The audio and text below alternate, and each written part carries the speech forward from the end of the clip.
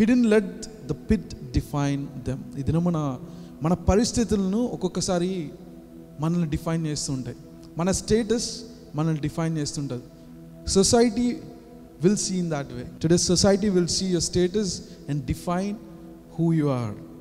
But our God is a God who doesn't see the status. What status are you in? Which situations are you in? God will see, are you humble enough? Are you looking after yourself? How your body? How you keeping yourself holy? ఎంత పరిశుద్ధంగా మీ జీవితాన్ని జీవిస్తున్నారో, మన ఆత్మలను మనం ఏ విధంగా కాపాడుకుంటున్నామో దేవుడు చూసి దినమున. That's why I believe Joseph has been brought from pit to palace. If you want to go to palace, or a promise that God has given, today you have to leave the revenges aside. Don't seek the revenges. Leave. యుద్ధము బిగ్గర చెప్తారండి, యుద్ధము మరి దినమున యుద్ధము యెహోవాదైతే మీరెందుకు యుద్ధం చేస్తుంది? Why are you trying to take the revenge on someone else or something else? మీ సిచ్యువేషన్, లెట్స్ లీవ్ ఎవ్రీథింగ్. ఏ యుద్ధమైనా కానీ లెట్స్ స్టాప్ థింకింగ్. ఒక్కొక్కరు ఏం చేస్తారంటే వాళ్ళతో వాళ్ళే యుద్ధం చేస్తూ ఉంటారు.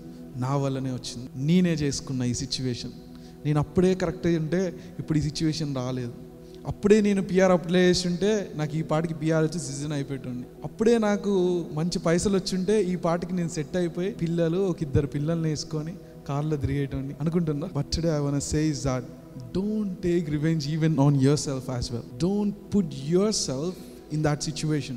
Today is a day that to thank God and thank God for keeping you in this situation. ఎందుకంటే this situation is teaching you a lot of things. మనకి ఇప్పుడు ఎవరికన్నా ఈ సిచ్యువేషన్లో ఎనీవన్ దిస్ మార్నింగ్ లేచిన తర్వాత దేవుడికి అయ్యా ఈ సిచ్యువేషన్లో నన్ను పెట్టినందుకు థ్యాంక్స్ అని చెప్పాను ఎప్పుడన్నా? No one.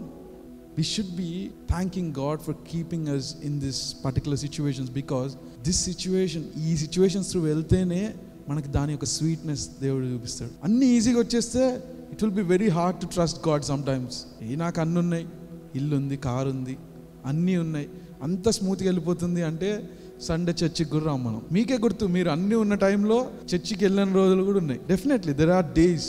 బట్ ఒక పాలసీ కావాలి అనుకున్న వాళ్ళు ఇక్కడ ఆగిపోతారు. పాలసీస్ కావాలి అనుకున్న వాళ్ళు, ప్రామిసెస్ కావాలనుకున్నారు, సిచ్యువేషన్ టు సిచ్యువేషన్ వెళ్తూ ఉంటారు. అంటే ఎక్కడి వరకు ఇది అంటే మీరే చెప్పండి, ఎక్కడి వరకు? ఎటర్నల్ ప్లేస్ చేరే అంతవరకు మనకి టెస్ట్లు తప్ప. ఎందుకంటే ఆ church will tell the realistic things. Heaven వచ్చే అంతవరకు మనకైతే కష్టాలు తప్పుతాయా, టెస్టింగ్స్ తప్పుతాయా, సిచ్యువేషన్స్ తప్పుతాయా? కానీ ఈ టెస్ట్లో కూడా టెస్ట్ బై టెస్ట్ దేవుడు పాస్ చేసుకుని తీసుకెళ్ళి మిమ్మల్ని ఉన్నత స్థలంలో కూర్చోబెడతాను.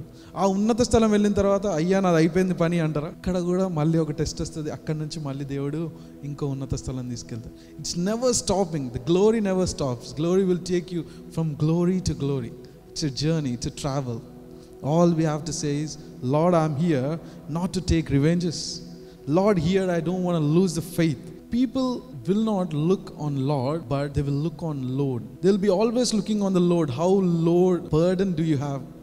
Enta loads of tension దాని మీద మనం చేస్తుంటాం. కానీ people doesn't look ourselves on our living lord. ఆ లోడ్ని చూసి భయపడుతూ ఉంటాడు. ఇంత ఇంత ఇంత టెన్షన్ నాకు, ఇంత భారం నాకు, ఇంత ఇబ్బంది నాకు అని చూస్తారు. కానీ అంత గొప్ప దేవుడు మనకు ఉన్నాడని మన లార్డ్ వైపు మనము కొన్ని సిచ్యువేషన్స్లో చూడండి. Today I want to say, turn yourself from Lord to Lord. That's the best thing that we can do, is turn yourself so that He will promote you to the palace. Amen.